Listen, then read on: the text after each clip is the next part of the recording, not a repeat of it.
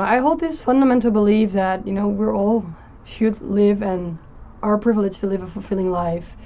And with that I think that's something that's very personal, for every one of us, because we all have our own dreams and desires. And the thing which is very, very easy, sadly enough, is to get settled for this false belief that living a fulfilling life is only for the lucky few. And because of that, I think it's easy to settle for less, or to compromise, or maybe even worse, to stop dreaming.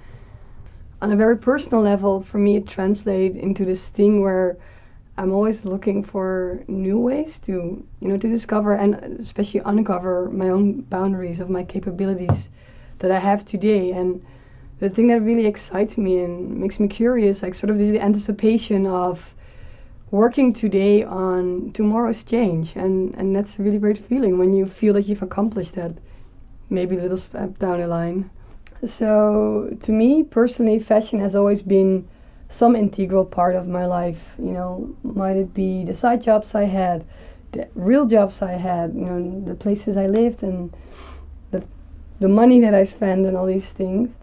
I was always passive in this fashion thing. I was a consumer, the person who is using the end product and just kind of is obeying, like whatever is dictated from above.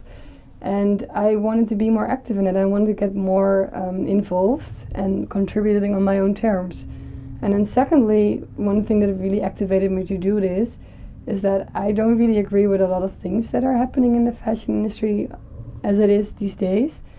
And I think a lot of things are backwards, and some of the things in the system are actually very broken. The reason why I really like fashion is, for me, it's a really big part of self-expression, which I find so important.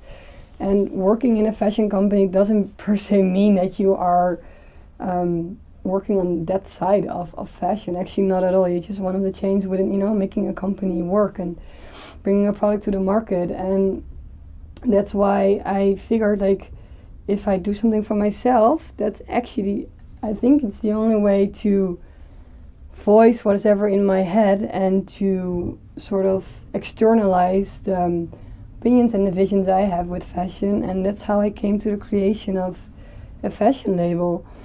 And that's how I decided to start my own label. Before 7 a.m. Is, for me, it is a fashion label, but what it is most of all, it's I would really like to inspire others, and I think also myself. You always have to push yourself, and it's for me a good way to push myself and to stay busy on this. Is like, I really want to inspire women to live an authentic life and to be clear on the decisions that they're making.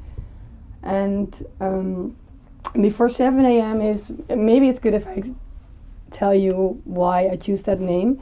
For me, before 7 a.m. is that moment of the day where, picture everyone's still asleep in his bed, lights are off, there's no cars, the streets are empty, the sun is yet out, and you're on the street, and the sun is like warming up your skin, and you're all by yourself, and you're not being disturbed by obligations or expectations especially, but it's the moment that you own the world for a short moment. And when you own the world, you can decide what you're going to do with it, and that's a moment where you can decide what's going to happen and what do you want to happen.